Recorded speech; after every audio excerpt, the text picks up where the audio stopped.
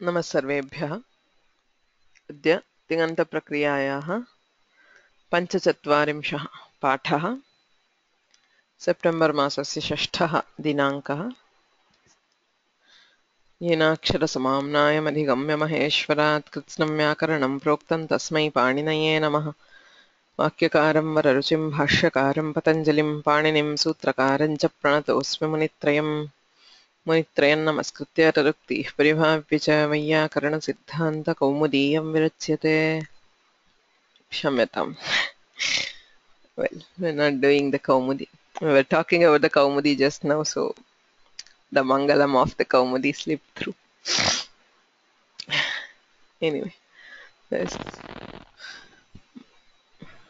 रुधादिगणस्य धातूनां रूपसिद्धिः अधीयमाना अस्ति। अत्र रुधादिगणः धातुपाठे सप्तमः गणः। रुदादिभ्यः श्नम् इत्यनेन श्नम् विकरणः भवति। स च मित्वसामर्थ्यात् अन्त्यादचः परः सः श्नम् प्रत्ययः। यद्यपि प्रत्ययाः सामान्येन परश्च इत्यधिकारेण धातोः परे विधीयन्ते, अयं तु मित्वसामर्थ्यात् अन्त्यादचः परः अर्थात् धातोर्मध्ये यः अन्तिमः अच् तस्मात् परः भवति।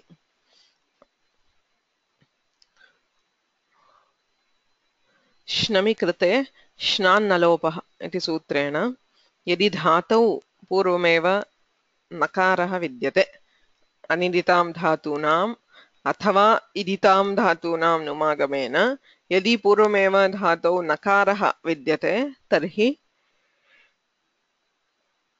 श्नमः परस्य नकारस्य लोपः भवति। यथा इन्ध् इति धातुः श्नम्मि कृते अन्तिमः च इकारः तस्मात् परः श्नम् इनन्ध्।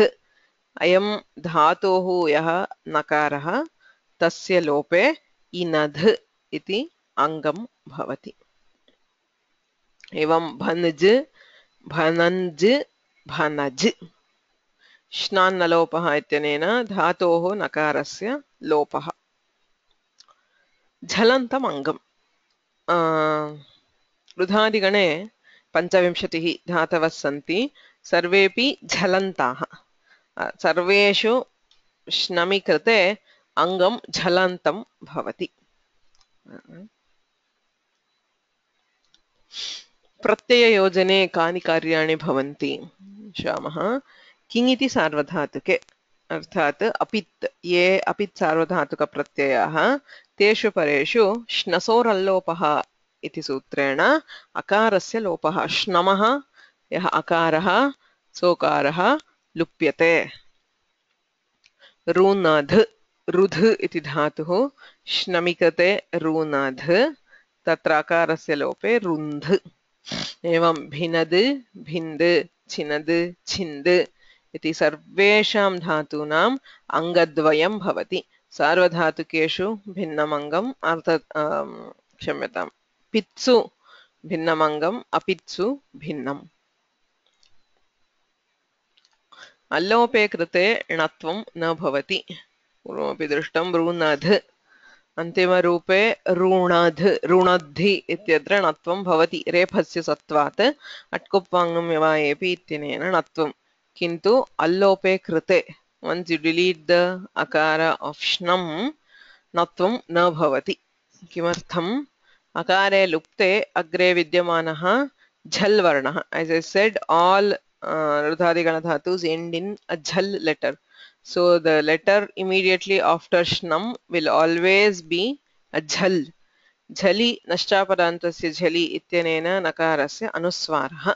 अनुस्वारस्य ययि परसवर्णः इति परसवर्णः। अत्र तु पुनः नकार एव भवति, किन्तु अनुस्वारे कृते यः परसवर्णः क्रियते सः परसवर्णः असिद्धः णत्वदृष्ट्या। as far as अट्कुप्वाङ्गम्यवायेपि or नशाभ्यां नुणसमानपदे is concerned, anusvarasya ई परसवर्णः is asiddha.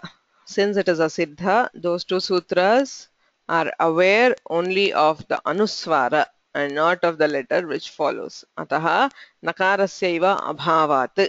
Tatsutra-drishtiya nakarasyaiva abhavat णत्वं न भवति.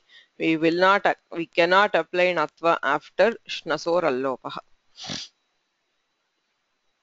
सूत्रद्वयं नूतनतया अधीतं प्रत्यय विषयकं बहु मुख्यं सूत्रद्वयं because these are universally applied, not specific to the रुधादिगण.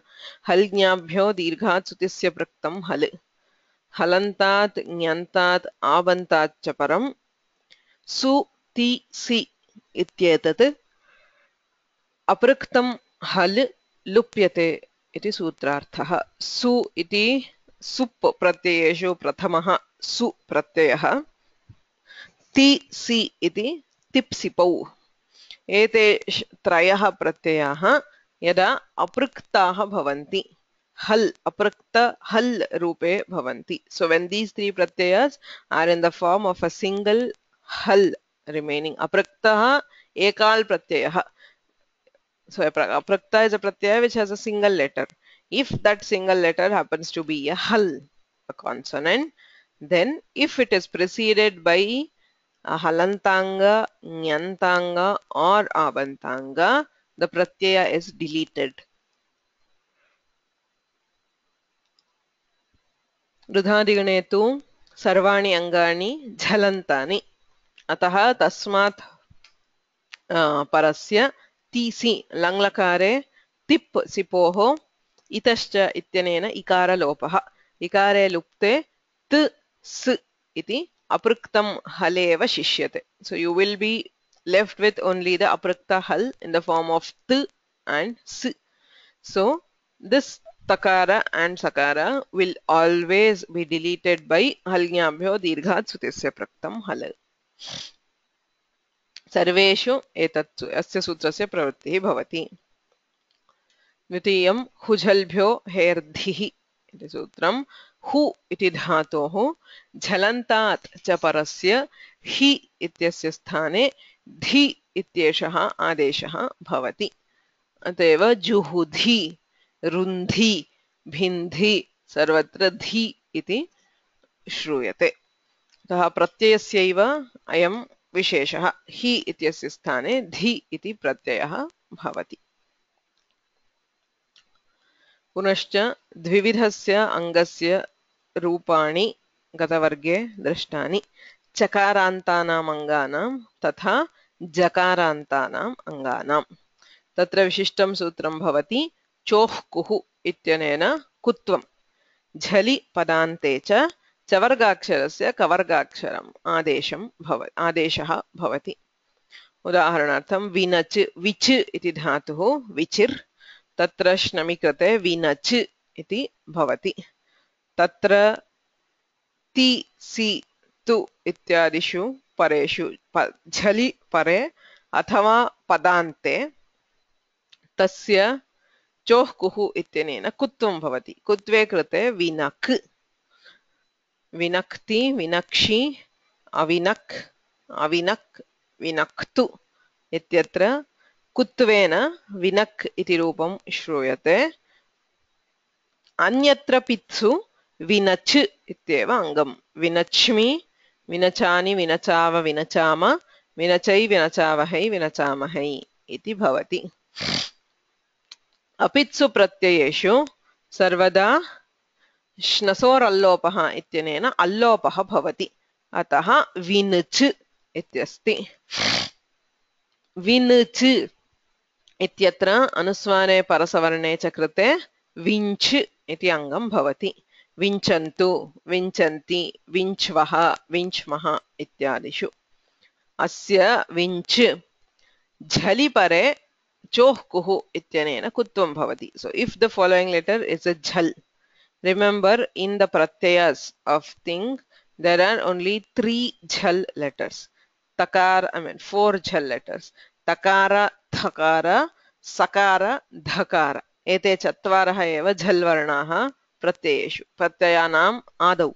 So in the beginning of the thing pratyayas there are only 4 jhal letters. Takara, thakara, sakara and dhakara.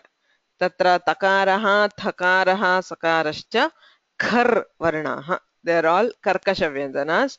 धकार is hush. इदानीं तकार थकार सकारेषु परेषु, so when followed by the khar, the th or sa, चोः कुः इत्यनेन कुत्वं भवति विङ्क् इति रूपं. so विनच् इति स्थिते श्नसोरल्लोपः इति अल्लोपः, विनच्, कुत्वे कृते विनक्, अनुस्वारे परसवर्णे च कृते विङ्क्, विङ्क्तः, विङ्क्थ, विङ्क्थः, विङ्क्थ, विङ्क्षे इत्यादीनि रूपाणि. धकारे परे तु एवमेव भवति, अल्लोपः भवति, कुत्वम् अनुस्वारः परसवर्णः भवति, तत्र झष् वर्णः, झषि परे झलां झष् झषि इत्यनेन झष्ट्वमपि भवति, अतः विङ्ग् इति श्रूयते. चर् खर् वर्णेषु परेषु तकारे थकारे सकारे च परे विङ्क् इति श्रूयते, धकारे तु परे विङ्ग्, विङ्ग्ध्वे, विङ्ग्धि, विङ्ग्ध्वं, विङ्ग्ध्वम् इति पञ्चधा अस्य वाणि श्रूयन्ते. विनच्, विनक्, विञ्च्, विङ्क्, विङ्ग्. So सर्वत्र प्रायेण सन्धिकार्यमेव. Remember, none of these are angakaryas. Okay, so they are not angakaryas. They will apply depending on the letters and not depending on the gana. Gana vishishtam karyam tu ekamev अथवा त्रयम् रुधादिभ्यः श्नम् इत्यनेन श्नम् विकरणः, श्नमः विशिष्य कार्यद्वयमेव, श्नसोरल्लोपः इत्यनेन अल्लोपः अथवा श्नान्नलोपः इत्यनेन श्नमः परस्य नकारस्य लोपः. There are no other karyas which are specific to shnam. The sandhis which we apply here, the sutras we study here, we will apply again in the Juhotyadigana and in the Adadigana. Wherever you have these letters, say if there is a chavarganta dhatu in whichever gana, if it is directly in contact with the anga, you have choh kuhu applying. Similarly, the other sutras, kharicha or jhalam jhashi, all these sutras are not gana dependent, they are only letter dependent. They are varna karyas and not anga karyas. Okay. Idam विच धातोः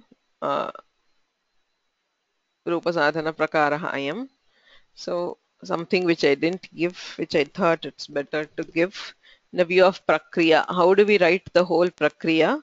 For a few sample forms at least. So there are 5 different kinds of forms possible. Katham prakriya bhavati, sarvada etat smartavyam.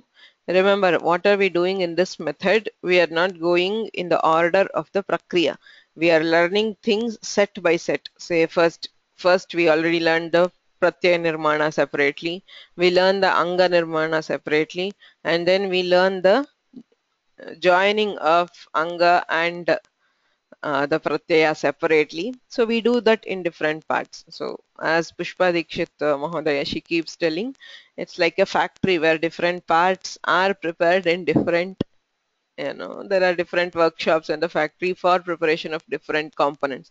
So if you take a bike, you will not start with the handle and then create one bike by bike. It's created like, say, all handles are created in one place, all the tires are created in one. So different components are created in different places, and it is then just brought together. The bringing together is also as important as making the parts. What happens usually is we are ready with the parts individually, but how do we bring them together? Katham Purna Rupa Siddhihi, that is also very important. So for that, always remember the order which we studied earlier. Okay, we are not going back to it as frequently, but you should be familiar by that by now. So first is dhatuhu. You take the complete dhatu as in the dhatu patha with the swaras, the anubandhas, etc. Tataha itsamya lopaha. तथा विचिर अत्र इर इत्संज्ञा वाच्या इति वार्तिकेन इर इत्यस्य इत्संज्ञा भवति. So remember that even though it is possible to remove r by halantyam separately and ikara by Upadeshe Janunasikaita separately, we do not apply that. We apply the Vartika Ira Itsamnya Vachya because there are few karyas which are specified for Irit and not for It.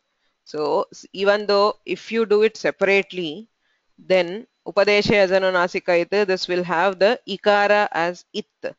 यदि इकारः इति तर्हि इदितोऽनुं धातोः इत्यनेन नुमागमः प्राप्नोति अत्र तु नेष्यते we do not want the numagama here so this is not idit the ikara does not have an individual itsamya it is removed as a group of ir and not separately as e and r so ira itsamya vachya iti vartikena adau itsamya bhavati itsamyayam krutayam yadi prakritikani karyani santi tarhi karaniyani we will have to do if any prakritika karyas are applicable अत्र तु न भवति किन्तु हिसि इति धातुः अस्ति तत्र उपदेशे जनुनासिकैत इत्यनेन इकारस्य लोपे इदितोऽनुं धातुः इत्यनेन नुमागमः हिंस् इति धातुः भवति यदि प्राकृतिककार्यस्य अवकाशः अस्ति तर्हि करणीयम् ततः लकारः वर्तमाने लट् इत्यनेन लट् लकारः क्रियते लटि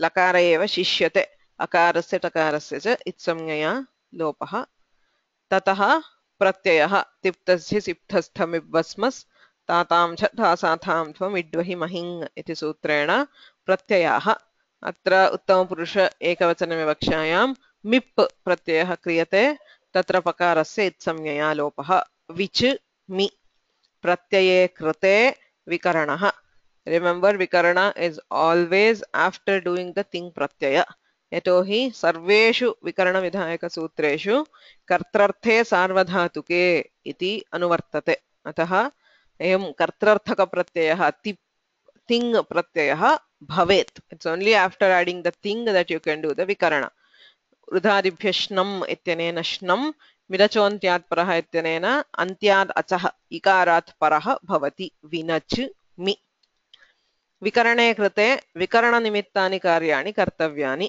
अत्र तु विकरणनिमित्तं किमपि कार्यं नास्ति ततः प्रत्ययस्य निर्माणं कर्तव्यम् अत्र प्रत्ययस्यापि किमपि कार्यं नास्ति ततः प्रत्यये परे अङ्गस्य यदि कार्यम् अस्ति तानि कार्याणि कर्तव्यानि तान्यपि न सन्ति then will come sandhi karya and the tripadi karya if any so nothing is applicable here vinachmi ityeva roopam sorry I don't know what this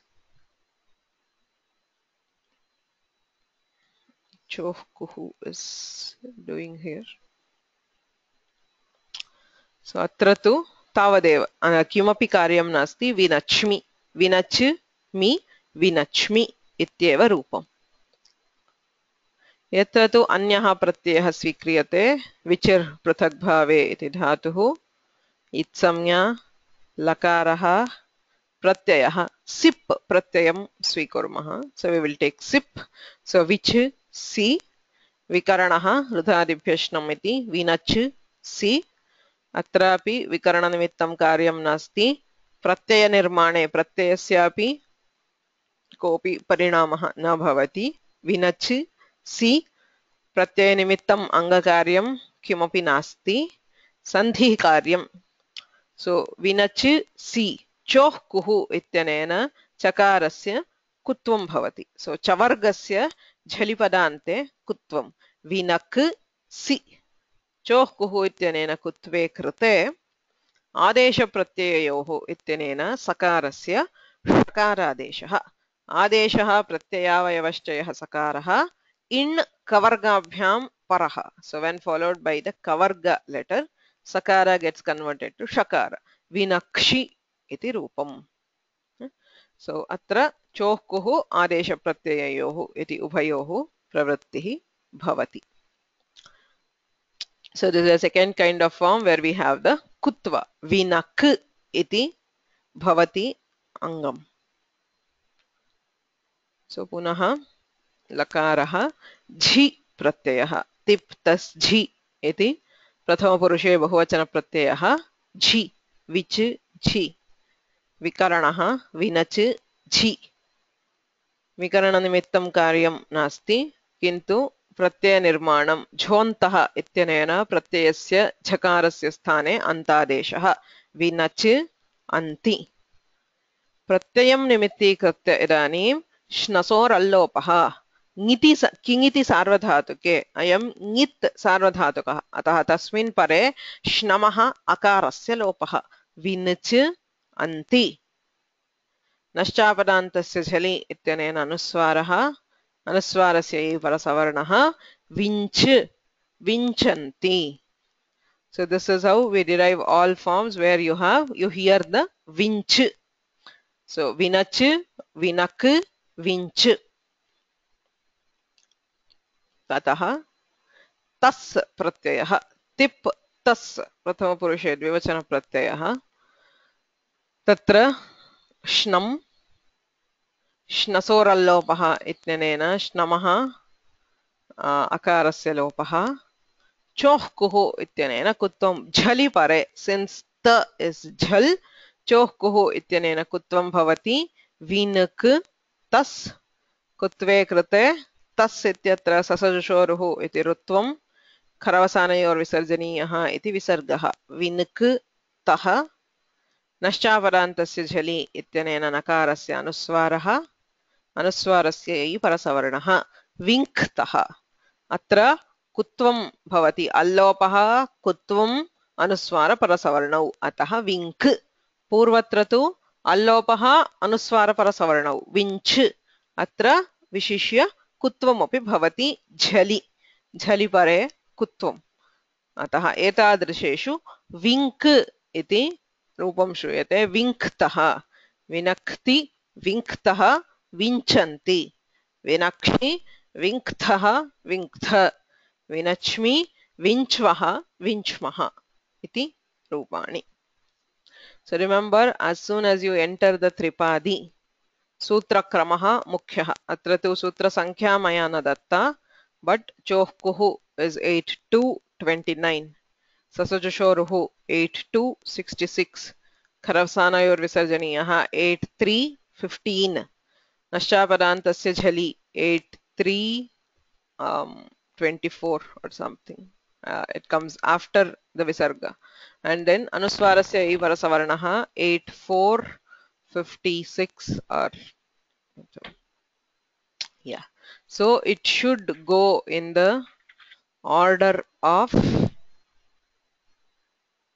the sutras okay even though I mean you can do in this particular says you can do the anuswara parasavarna and then do the rutva visarga it does not matter for the final form but with the tripadi it is always a good practice to have the form the sutra numbers along with the sutra so that you go in the order of the sutra it's a practice which will help generally so you will notice if you're applying it wrong and then it might affect the form in some cases okay चत्वारि रूपाणि दृष्टानि so पुनः स एव धातुः ध्वं प्रत्ययः तातां च थास् आथां ध्वम् आत्मनेपदे मध्यमपुरुषे बहुवचन प्रत्ययः विच ध्वं रुधादिभ्यः श्नम् इत्यनेन श्नं विनच् ध्वं टित आत्मनेपदानां टेरे इत्यनेन प्रत्ययस्य टेः एत्वं भवति विनच् द्वे श्नसोरल्लोपः इति अल्लोपः विनच् द्वे चोह्कुः इत्यनेन कुत्वम् अयमपि झल् अतः कुत्वं विन्क् द्वे नश्चापदान्तस्य झलि इत्यनुस्वारः झलां झषि इत्यनेन झष्ट्वं ककारस्य स्थाने गकारः बिकास् दिस् इस् झष् विङ्ग् द्वे परसवर्णे कृते विङ्ग् द्वे एवं पञ्चविधां रूपं भवति विनच् न किञ्चित् भवति कुत्वे कृते विनक् अल्लोपे कृते अनुस्वारपरसवर्णयोः विञ्च् अल्लोपे कुत्वे अनुस्वारपरसवर्णयोः विङ्क् अल्लोपे कुत्वे जष्ट्वे अनुस्वारपरसवर्णयोः wing okay so in all these cases this is the order okay you should be able to I mean you know the things individually but come back to the order you will not go wrong with the order if you remember that krama which we had studied, which step comes after which. So always be aware of that. So lakara, tip, the ting pratyaya, then the vikarana, then anga karya based on vikarana, then do the pratyaya, and then the karya depending on the pratyaya. Finally, we do the sandhi karya and the tripadi karya. Okay, it's mostly the same order. So etat, so this is what we did in the last one. So just one more. Why? Okay, which dhatu lang lakaraha anadyatane lang ityanena lang लङ् लकारे लुङ् लङ् लृङ् ष्वडुदात्तः इत्यनेन अडागमः लावस्थायां क्रियते. सो अविच् ल तिप्तस्झि इत्यनेन तिप् तिप् प्रत्ययः. रुधादिभ्यः श्नम् इत्यनेन श्नम्. अविनच् ति. इतश्च इत्यनेन इकारस्य लोपः अविनच् त्. हल्ज्ञाभ्यो दीर्घात् सुतिस्य पृक्तं हल इत्यनेन अपृक्तः तिप् प्रत्ययः लुप्यते. सो यू हैव अविनच्. पदान्ते चोः कुः इत्यनेन कुत्वम् अविनक्. कुत्वे कृते झलां जशोन्ते इत्यनेन जष्ट्वम् अविनग्. ततः वावसाने इत्यनेन विकल्पेन चर्त्वम् अविनक् अविनग् इति रूपद्वयम्. चर्त्वे कृते अविनक्, akrate avinag. Remember, you cannot put vavasane at this stage. Avinak, I have made the mistake of just, you have kakara, so just put vavasane and say that, okay, you have avinak and avinag. It will not happen. One thing, vavasane ityetat jhalam jashonte iti sutram drishtya asiddham. And if you apply only vavasane and avinak, you will get back avinak. You will not get avinag. यतोहि वावसाने इति चर्त्वं विधत्ते. अतः अत्र आदौ जष्ट्वं ततः वैकल्पिकं चर्त्वम् अविनक् अविनग्. एवमेव C प्रत्यये समान प्रक्रिया. सो यू हैव द सि इतश्च इत्यनेन स हल्ज्ञाभ्यः इत्यनेन लोपः. ततः कुत्वं जष्ट्वं वैकल्पिकं चर्त्वम्. सो समान रीत्या युज् इति जकारान्तस्य अपि प्रक्रिया अधीता. So even in युज् you have 5 types of the angas. किन्तु अत्र मूलं भवति जकारः युनज्. So युनजानि युनज्मि युनजानि युनजाव युनजाम युनजै युनजावहै युनजामहै. यत्र पित्सु झल् भवति तकारः सकारो वा तत्र चोः कुः इत्यनेन कुत्वे युनग्. खरिच इत्यनेन चर्त्वे युनक् युनक्ति युनक्षि युनक्तु. अत्र चर्त्वमपि भवति. पदान्तेऽपि कुत्वं पुनः जष्ट्वं वावसाने इति वैकल्पिकं चर्त्वं. सो अयुनक् अयुनग् इति भवति. अपित्सु प्रत्ययेषु श्नसोरल्लोपः इत्यनेन अल्लोपः. युनज् अल्लोपे कृते युनज्. अनुस्वारे परसवर्णे युञ्ज् युञ्जन्ति युञ्ज्वः युञ्ज्मः इत्यादि. यत्र तकारः थकारः सकारो वा अस्ति तत्र कुत्वं भवति. चोः कुः इत्यनेन कुत्वं युनग्. पुनः खरिच इति चर्त्वं. तदा युनक्.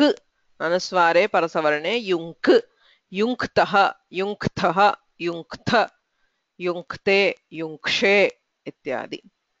अन्यत्र युनज् तत्र चोः कुः इत्यनेन कुत्वे युनग्. अनुस्वार परसवर्णयोः युङ्ग् युङ्ग्ध्वे युङ्ग्धि युङ्ग्ध्वम् इत्यादि.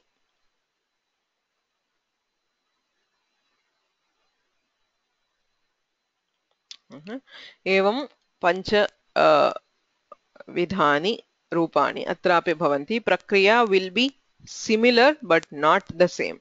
Okay, because there is a change. If there is chakara, you need to convert it into jashtva in case of yung. अत्र तु मूलतः जकार एव भवति. चर्त्वेन ककारः कर्तव्यः. So there's a slight change, but the order of the prakriya will be almost the same. So kashchana दीर्घात् हलपि दीर्घः भवितुमर्हति वा? प्रश्नस्य कः आशयः शर्मा महोदय?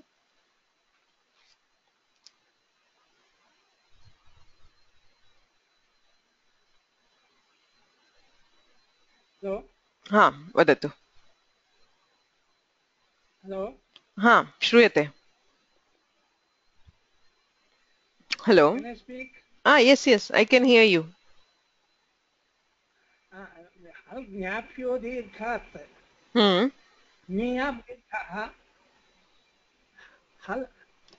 हलपि दीर्घः न भवति. दीर्घः आवश्यकं वा? न सम्भवति किल. असम्भवात् न विशेषणम्. So because the hrasva dirgha pluta will apply only to ach. Ukalaha ach hrasva dirgha plutah. Atah tatto achah eva visheshanam. So yatra nyantam avantam dirghat nyanta dirghad abantad ityeva. Hal ityasya visheshanam na bhavati. ज्ञापः एव दीर्घः. Am.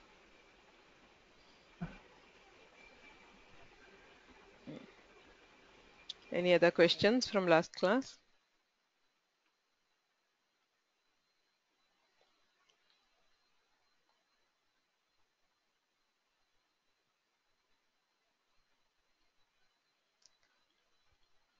Agre saramaha.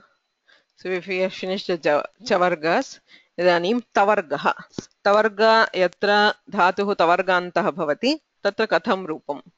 Tatra takarantam ekameva angam. Arthat takarantah eka eva dhatuh krit, tatra shnami krite krinat iti bhavati. Asya katham karyani bhavanti. Krinat. Pitsu pratyayeshu natvam bhavati. So you have natva because of the rikara.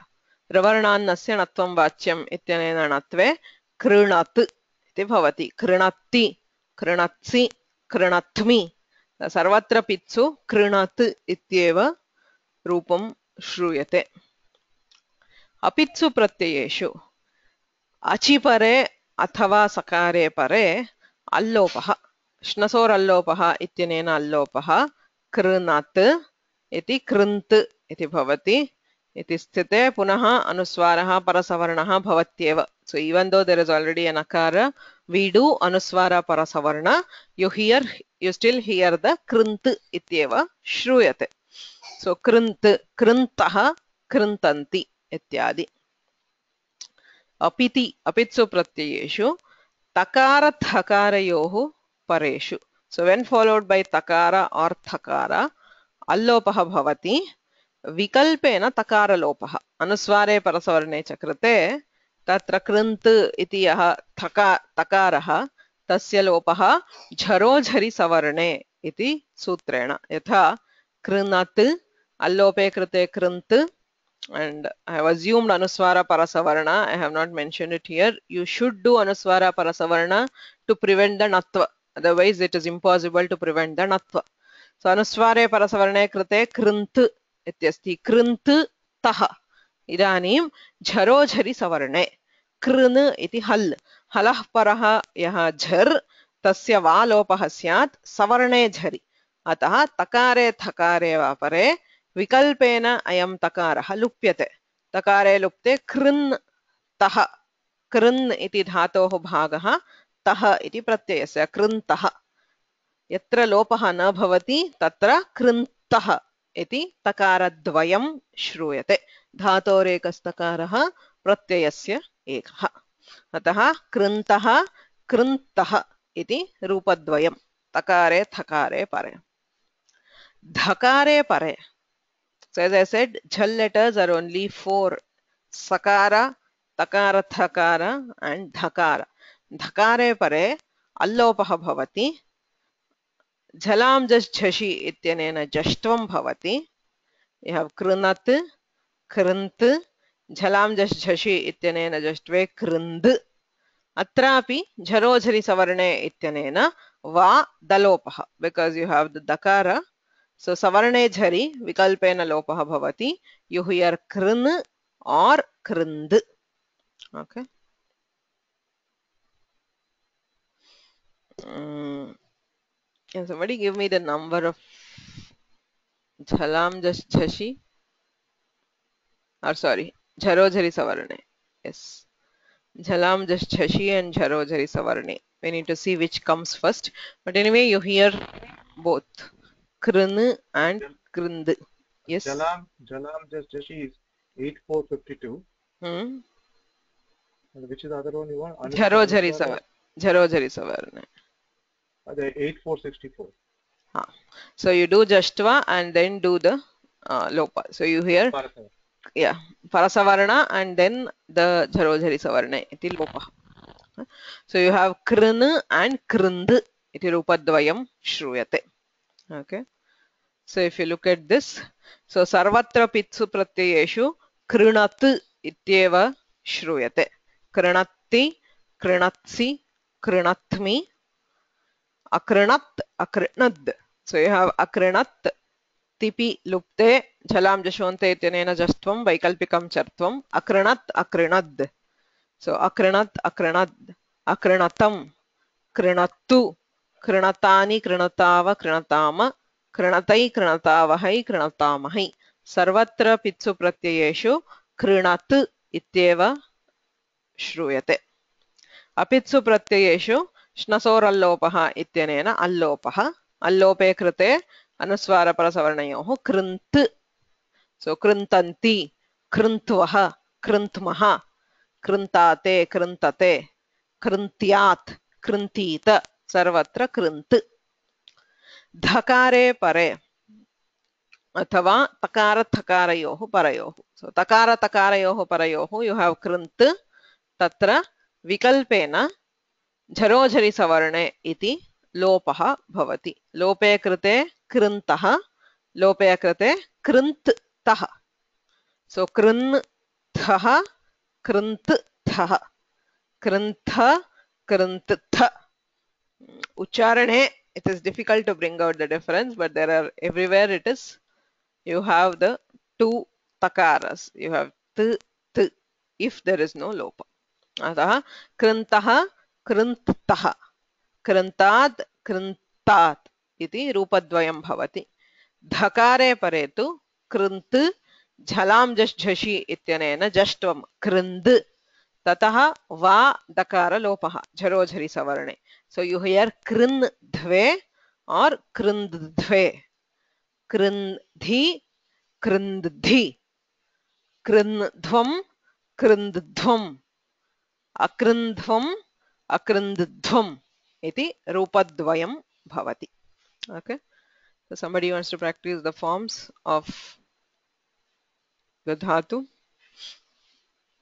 Maukhikabhyasah. Which one you want me to do?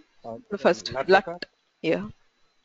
Krinatti, krinattah, krinanti. Krintah. Krintah. Krintah. Krinatti, krintah, krinanti, krinatsi, No. Krintanti. Krinatti. Krintah. Krintah. Okay. Rupadvayam. Krintanti. Then it is krinatsi, krintah, krinta. Rupadvayam. You have two forms. Okay. Cases. You want me to spell both the forms? Yes. Yeah. Okay. Krintah, akrintah and krinta. Then it is krinatmi, krintvaha and krinvaha. No, two forms here. Here only one. Yeah. It's because there's no. Krintvaha and krintmaha. Then krinte and krinte. Then krintate. Then krintate. Then krintse, krintate. Then krindve or krindve. Krindve. Krindve, krindve. Krindve. Then krinte, then krintvahe, krintmahe. Okay. Anye. Yes. Bhanuprakash good morning कृणत्तु कृन्तात् कृन्तां कृन्तात् रूपद्वयम् कृन्तात् कृन्तात् two forms कृन्तां कृन्ततां कृणद्धि कृन्तु कृणत्तु कृणन्तु कृन्तन्तु कृन्तन्तु कृन्तन्तु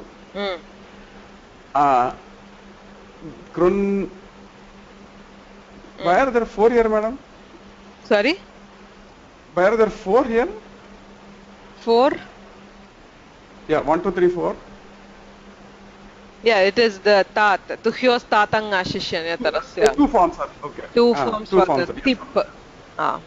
Yeah. Sorry, yeah. Krundhi, krundi. Kruntat, kruntat. Kruntam, kruntatam. Kruntata, krunt. Krunta. Kruntani. Krinatani. Kruntani, kruntava, kruntama.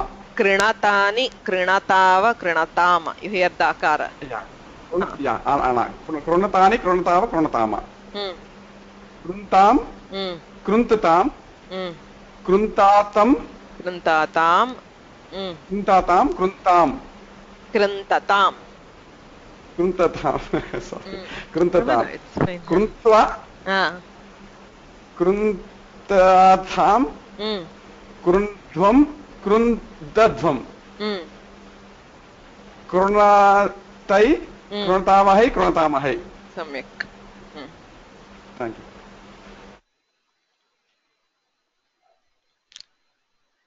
Next, Paul, you want to?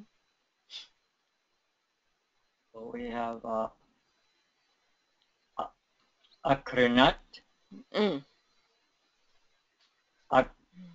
akrintam, akrinad. So always the tip and sip will have the two forms. Akrinat, akrinad, akrintam, akrintam, akrintan, akrinat, akrinad,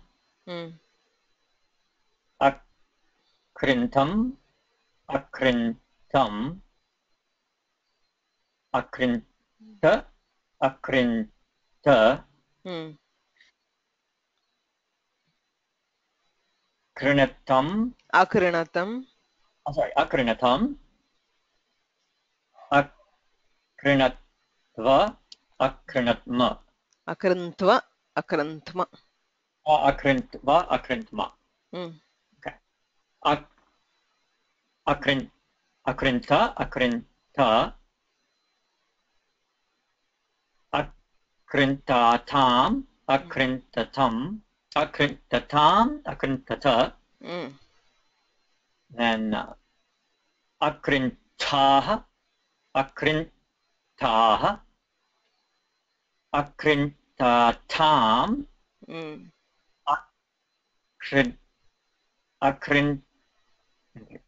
akrindvam, akrindvam,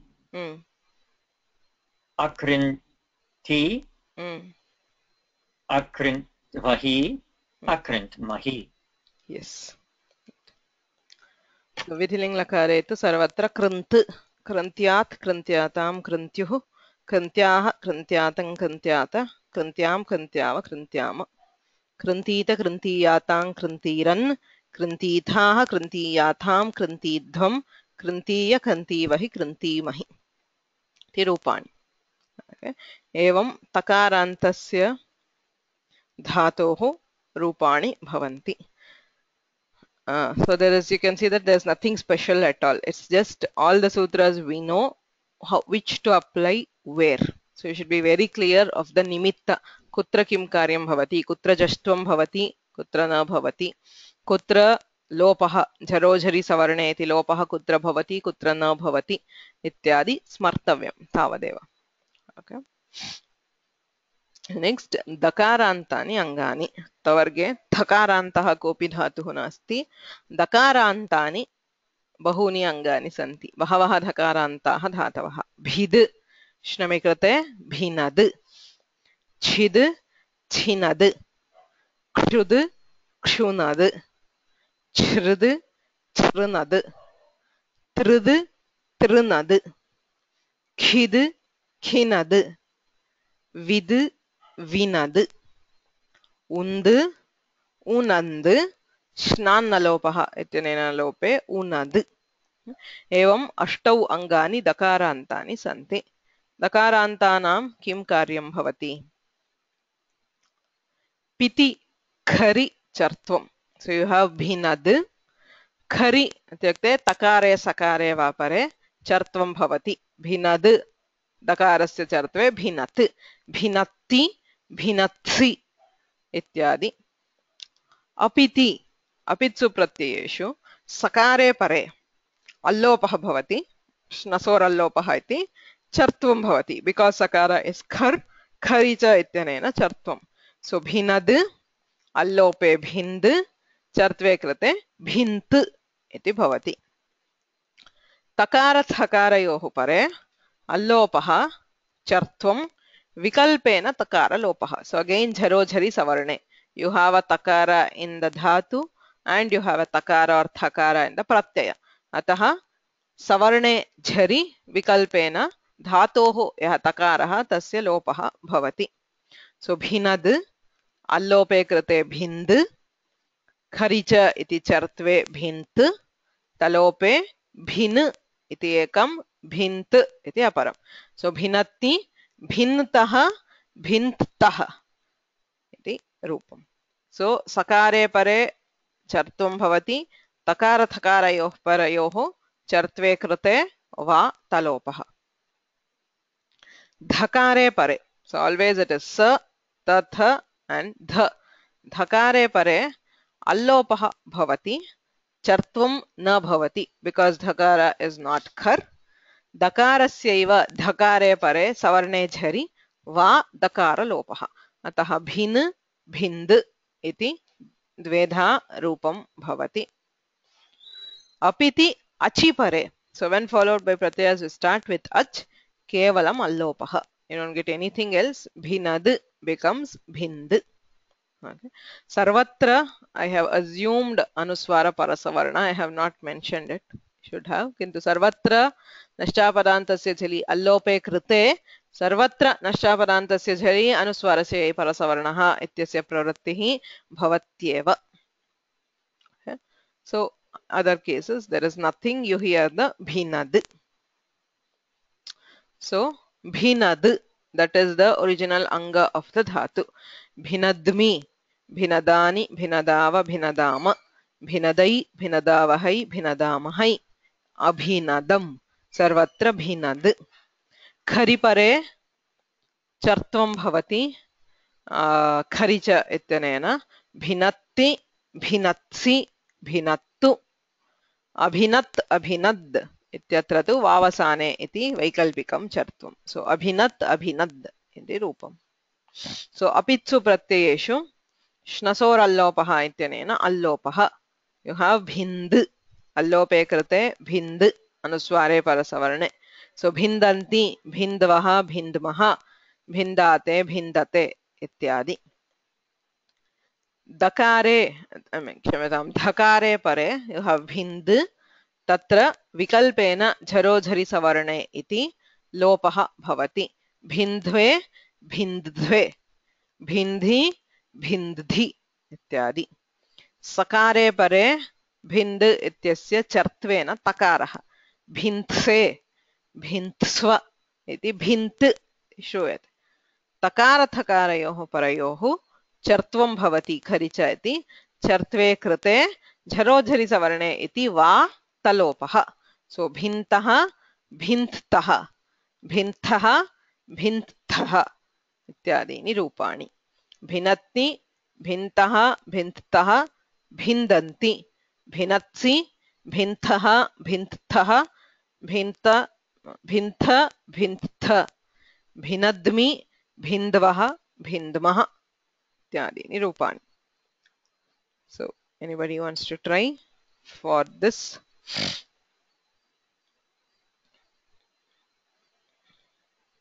Himanshu महोदय लट् लकारः आम्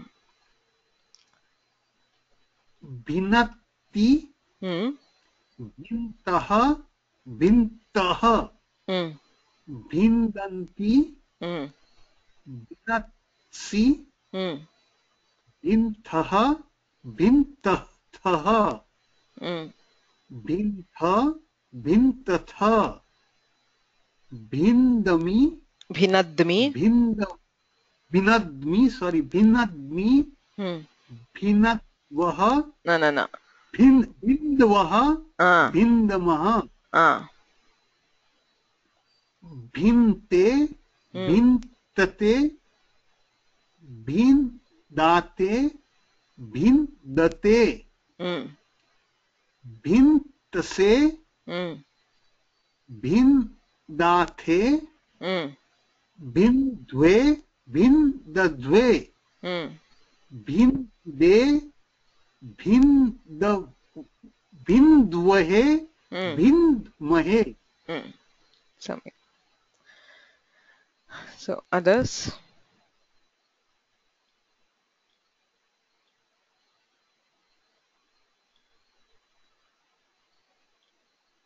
Sudhakar लोट् भिनत्तु भिन्तात् भिन्ततात् भिन्तां भिन्ततां भिन्दन्तु भिन्धि भिन्दधि भिन्तात् भिन्ततात् भिन्तं भिन्ततं भिन्त भिन्तत बिन्दानि बिनदानि भिनदाव भिनदाम भिन्तां भिन्तां भिन्दातां भिन्दतां भिन्स्व भिन्दाथां भिन्ध्वं भिन्दध्वं भिनदै भिनदावहै भिनदामहै सम्यक्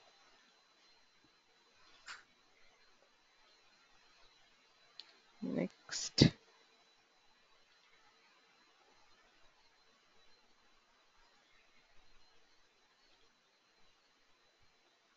drawn Regmi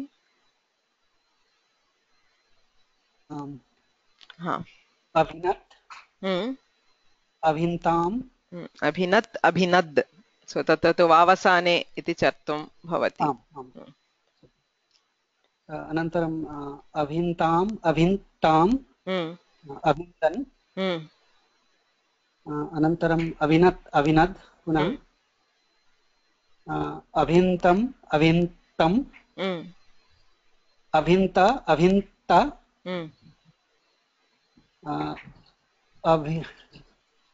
अभिनदम् अभिन्द्व अभिन्द्म अभिन्त अभिन्त अभिन्दाताम् अभिन्दत अभिन्था अभिन्थः अभिन्दाथाम् अभिन्ध्वम् अभिन्ध्वम्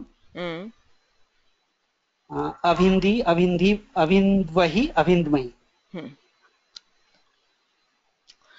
Now when somebody extrapolate it to a different dhatu like say chin, okay, so chinad, so rupam to samanam bhavati chinad chint chinat chin chint chin chind chind, so there is nothing at all, you just have to change the first letter, that's all. So Hema Latlakara.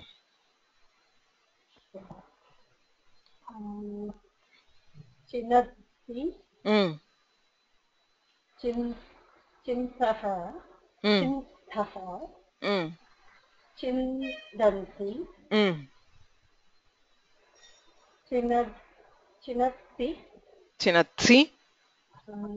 Chinatsi Chintaha चिन्तः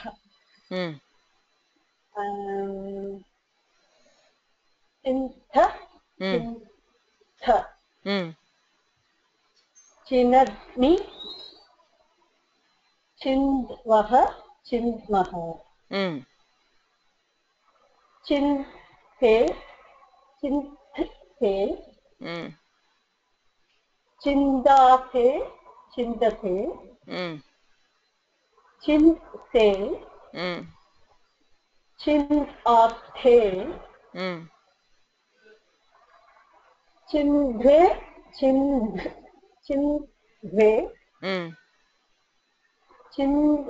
चिन्धे चिन्वहे चिन्महे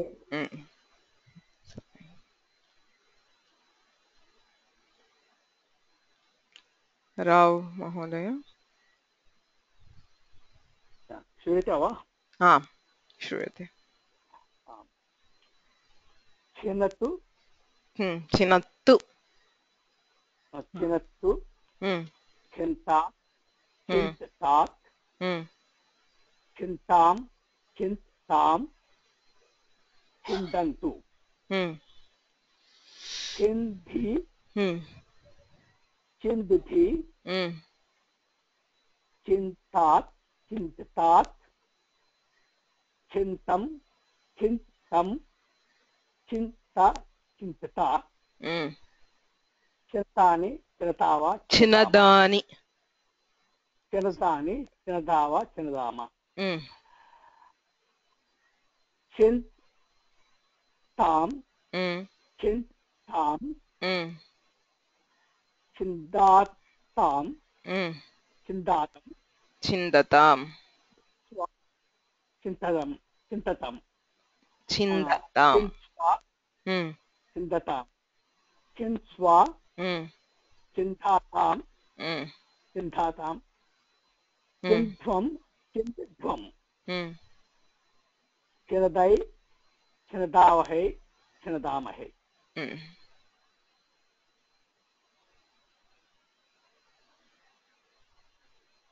So next, the last one. Anybody wants to try?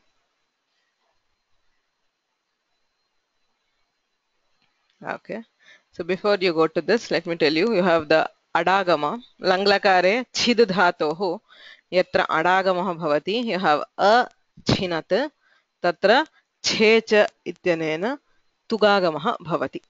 If you remember, you had say gach tatra punaha छेच इति तुगागमः गत् छ स्तोष्टुनाष्टुः इत्यनेन श्चुत्वे गच्छ एवमत्रापि अच्छिनत् अच्छिनत् इति न भवति अत्र तु अभिनत् किन्तु अत्र अच्छिनत् अच्छिन्ताम् इत्यादीनि रूपाणि छेच इति तुगागमः तस्य श्चुत्वं भवति। Mahadevan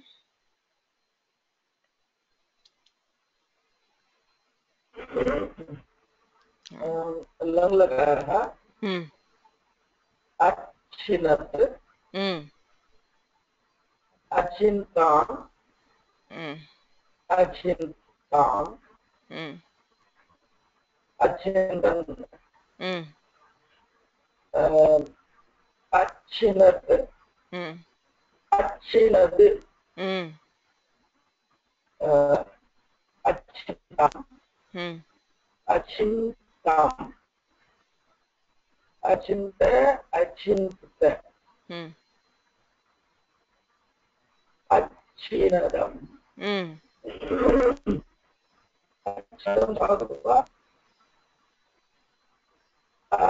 अच्छिनद्व अच्छिनद्व अच्छिन्द्व अच्छिन्द्म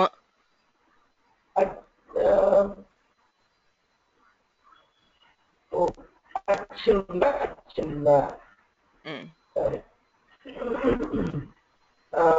अच्छिन्त अच्छिन्त अच्छिन्दाता अच्छिन्दत अच्छिन्ताः अच्छिन्ताः अच्छिन्दाताम् Achindvam. Achindvam. Achindi. Achindvahi. Achindvahi.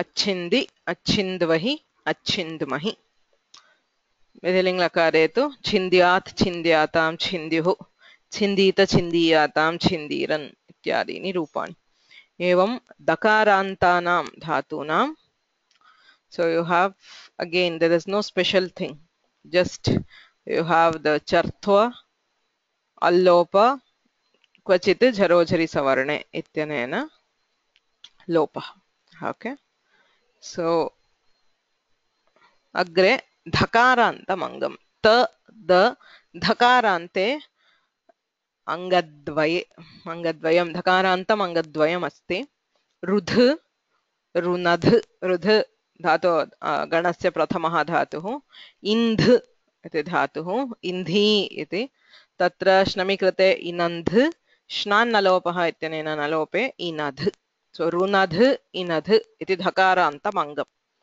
एतेषां विषये एकं सूत्रं ज्ञातव्यं झषस्तथोर्ध्वोधः इति सूत्रम्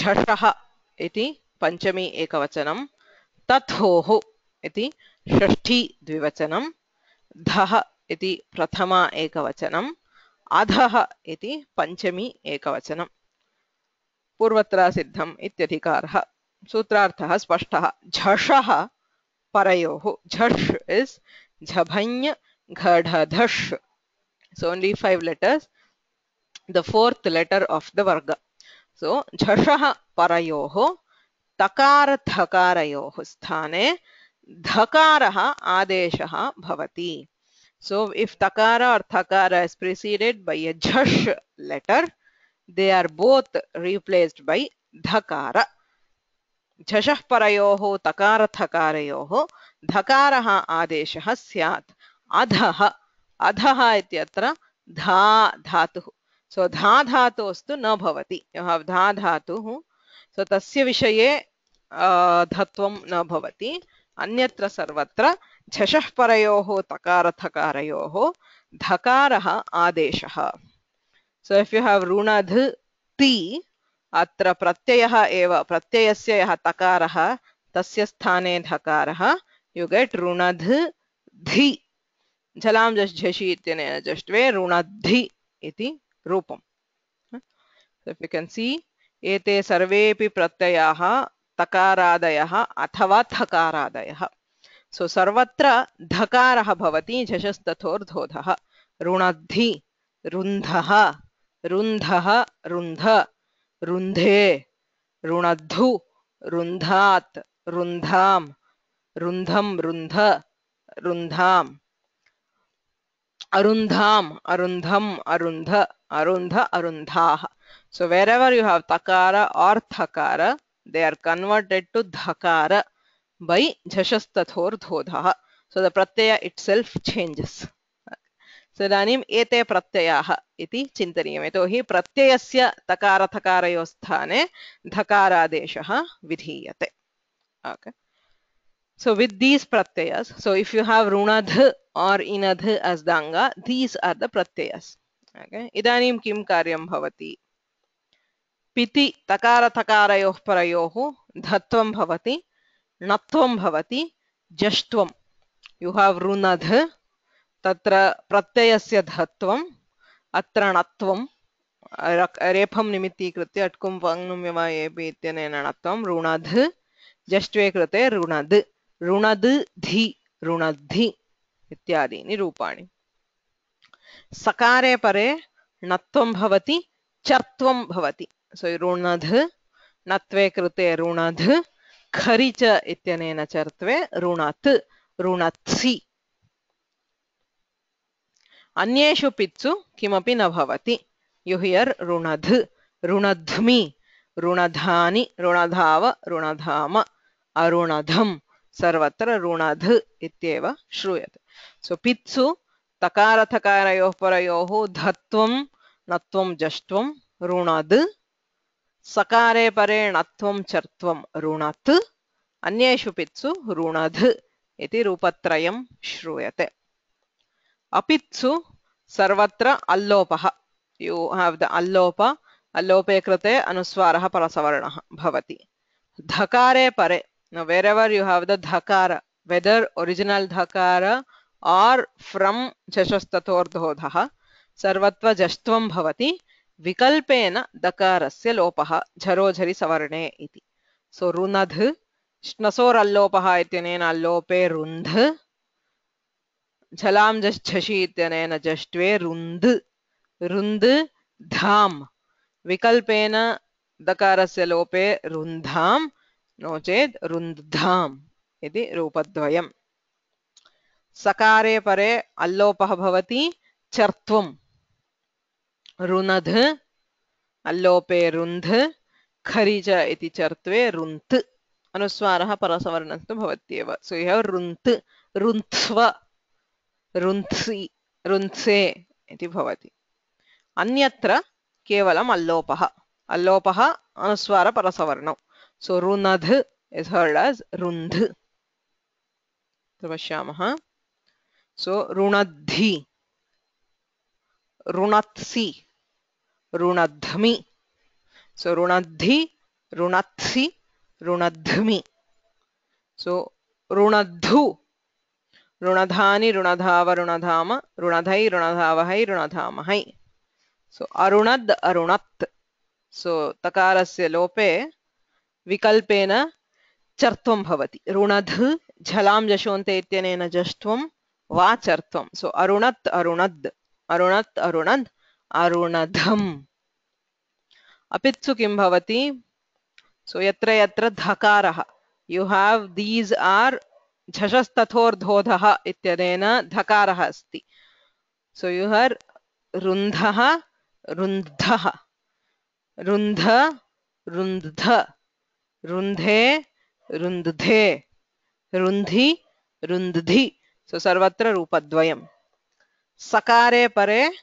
चर्त्वं भवति रुन्त्से रुन्त्स्व अन्यत्र सर्वत्र रुन्ध् इत्येव भवति रुणध् अल्लोपे श्नसोरल्लोपः इत्यनेन अल्लोपे रुन्ध् रुन्धन्ति रुन्ध्वः रुन्ध्वः इत्यादीनि रूपाणि so the only thing to remember for runadh is झषस्तथोर्धोधः यत्र यत्र तकारः थकारो वा अस्ति प्रत्यये तत्र सर्वत्र धकारः श्रूयते सो अन्यत्तु सामान्यं जष्ट्वं झरोझरि सवर्णे खरि च सो तानि सामान्यसूत्राणि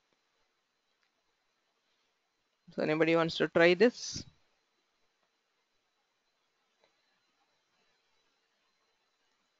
yes Paul okay so runadhi runadhi rundha rundha rundhan rundhanti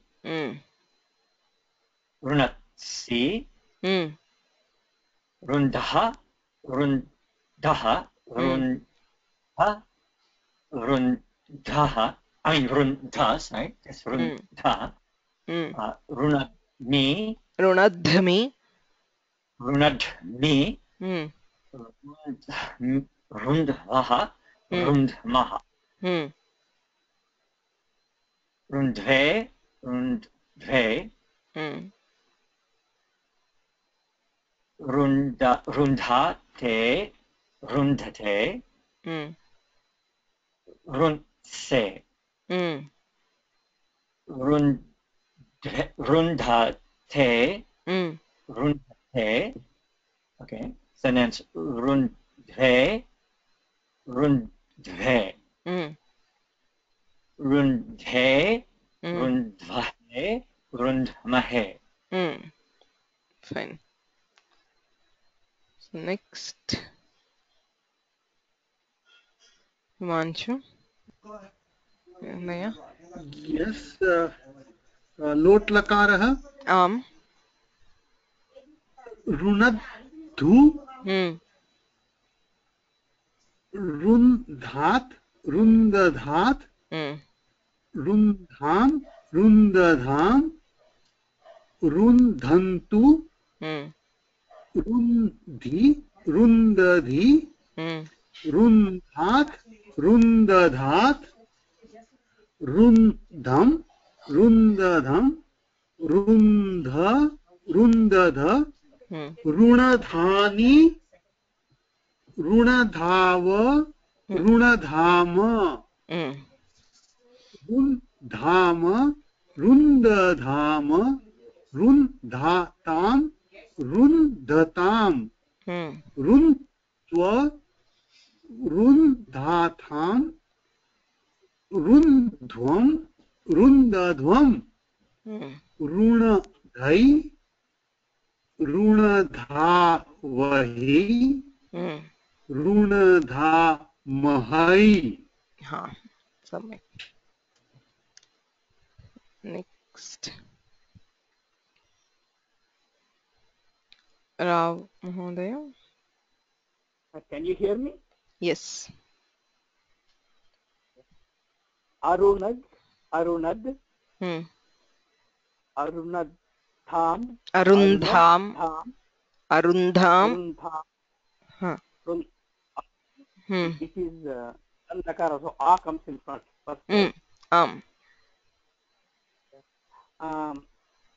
Arundham, Arundham, Arundhan, Arunat, Arunad, Arundham, Arundham, Arundha, Arundha, Arunadham, Arunadhva, Arunadhva, Arundhva, Arundhma, Arundhva, Arundhma, Atmeya Padam, Arundha, Arundha, Arundhatam, Arundhata, Arundhaha, Arundhaha, Arundhatam, Arundadhvam, Arundhvam, Arundhi, Arundhvahi, Arundhmahi.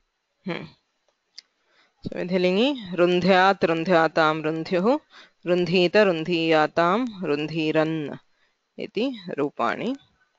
So Indh dhatoho samanam bhavati. Inadh sakare pare inat chartvam bhavati.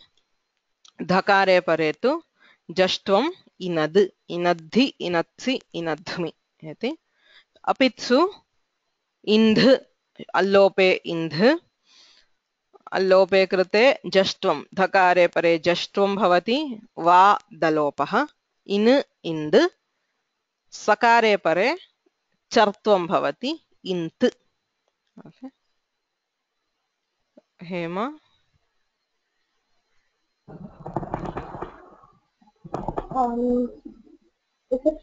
Then we are talking about in.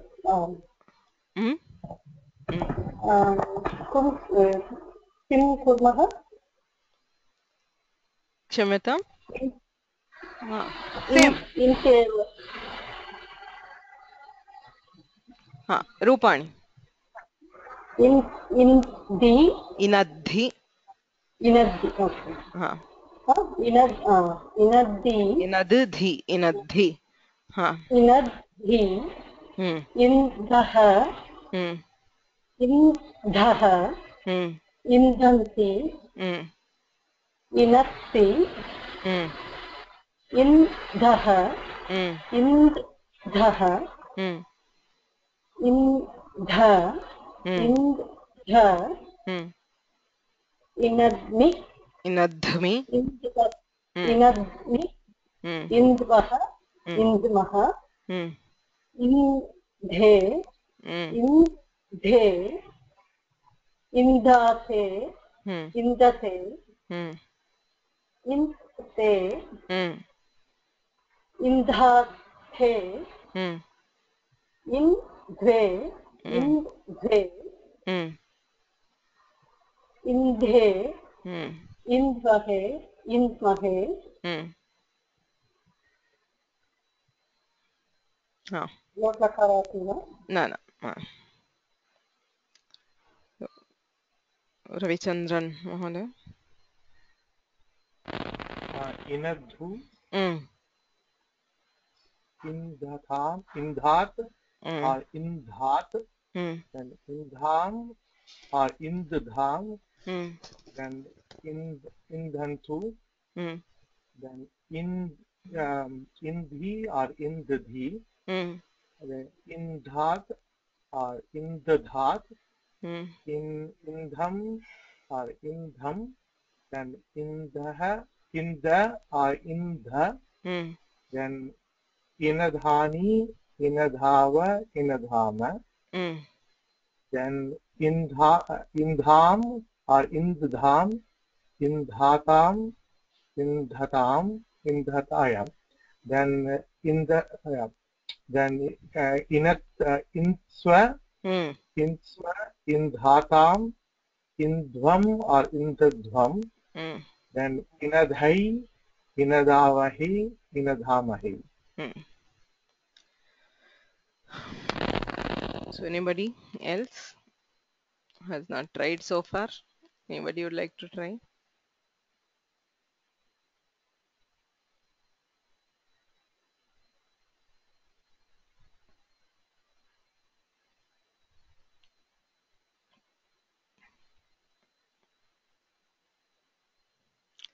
Sadagopan.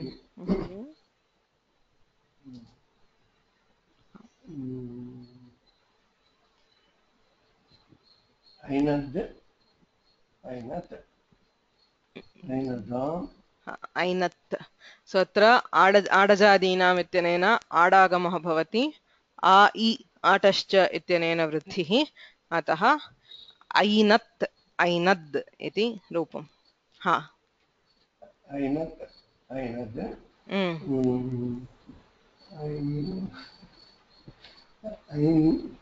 ऐन्धाम् ऐन्धाम् ऐनधन् ऐन्धन्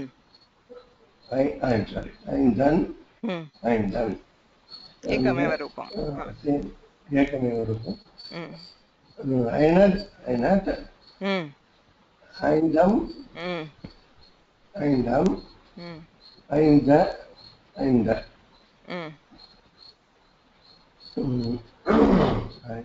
ऐनधम् ऐनधम् ऐनध्वम् ऐन्ध्व ऐन्ध्व ऐनधम् ऐन्ध्व ऐन्ध्व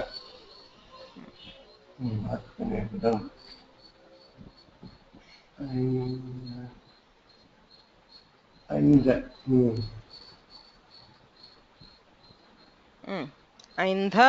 ऐन्ध ऐन्ध ऐन्दाताम् ऐन्धत इन्दाः इन्दाः ऐन्दाताम् ऐन्धध्वम् ऐन्धध्वम् ऐन्धध्वम् ऐन्ध्वम् ऐन्ध्वम्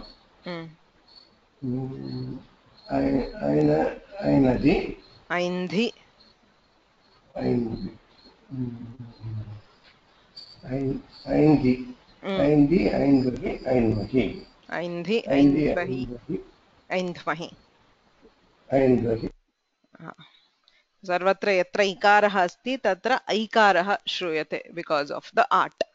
Okay, so that's all. I mean, there are only two dhatus for with dhakaranta. Okay, so there are two more people who volunteered. I have not told so far, so maybe we will repeat it with indh. So yes, Vasu Mahodaya. Namaste. My microphone is not very good. Can you hear me? Yes, I can hear you. It's fine.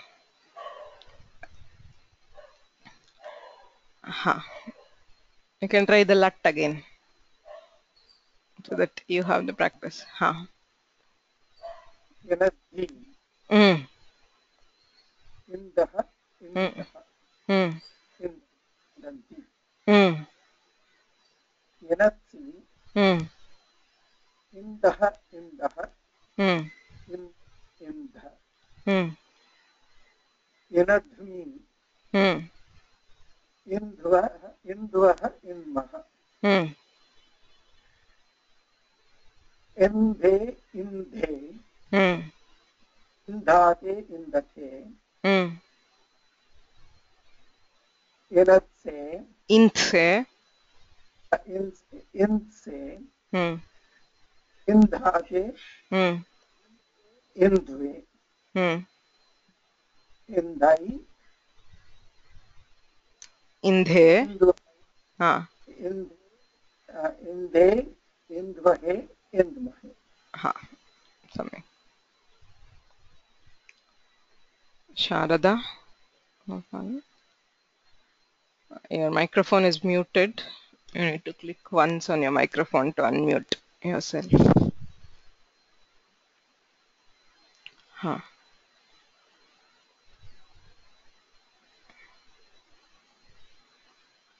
Cannot hear you.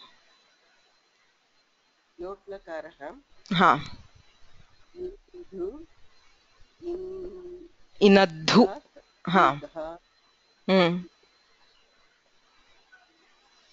Vadatu. Indham,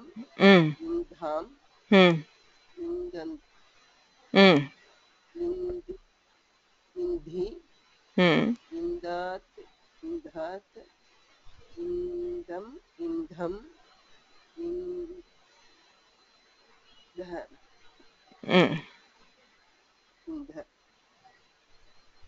Indani, Indava, Inadhani. Inadani, Inadava, Inadama. Atmanekam. Indham, Indham, Indatam, Indatam, Indasva, Indasva, Inthwa. Indhatam, Insya, Indhatam, Indadvam, Indadvam, Inde, Indai, Inadhai. Inadhai, Inadhavahai, Inadamahai. Good. So remember, especially in dhatus where the forms are not familiar, Maukika Abhyasa is very, very important. If you spend just 10 minutes in going through this, see what happens is, there are two ways of knowing prakriyas. One is you go as per the sutra, you remember the sutras and you try to arrive at the final form. But what happens more frequently is you know the form and you just have to find the path to get there. Okay, so that is what we mostly do. Especially with forms where we are familiar with the end result. So you know how do we get there. So if you know that, it is easier to go through the steps. You can remember the sutras easily rather than relying only on the sutra to get at the final form. Without knowing the final form, if you don't know what is the destination, it is possible, of course, but it is more difficult. If you know the destination, you will know, okay, which direction you are heading. Okay, so please practice, especially for dhatus where forms are not familiar. That is why I'm trying to do more of this practice in class for these dhatus. Most of us are not familiar, so then it appears more difficult than what it actually is. Okay, so there is nothing here. If you look at me, it's all very, very instinctive. Once you know the forms, you can get there very, very easily. Chartva, Jashtva, Lopa, there is nothing. But because we are not familiar with the forms, it appears as if it is difficult. Okay, so please do that oral practice. For today's, we'll stop here. There are a few more dhatus in this Gana, which we will take in the next class. So before that, there's one small exercise for today. So we did the oral practice for the forms. Now the prakriya, so that you know how to put them together. So just you have the dhatu, lakara and the pratyaya. So the prakriya as I showed in the beginning of today's class. So in the correct order. Okay. So I am this exercise is purely so that you get the correct order. Okay. So you have to give the forms for all these. with say rich dhatuho latlakaraha thas. So thasasthe, thasasya you have rinach and say kutva. So rinkshe you have the allopa and kutva and this. So rinkshe. So how do you get to rinkshe? Okay, you can make the use of the charts. We have to first find out the form. Say if you look at this, okay, or say rich is chakaranta. So thas is this ta tamcha thas. So you know this is rinkshe. Okay. So then how do you get to rinkshe? So try doing that. It should be easier if you use these tables as a reference to know the form first and then get down to the prakriya of getting to that form.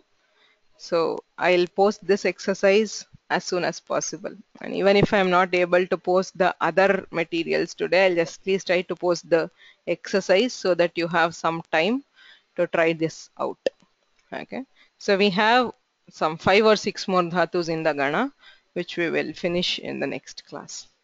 Any questions?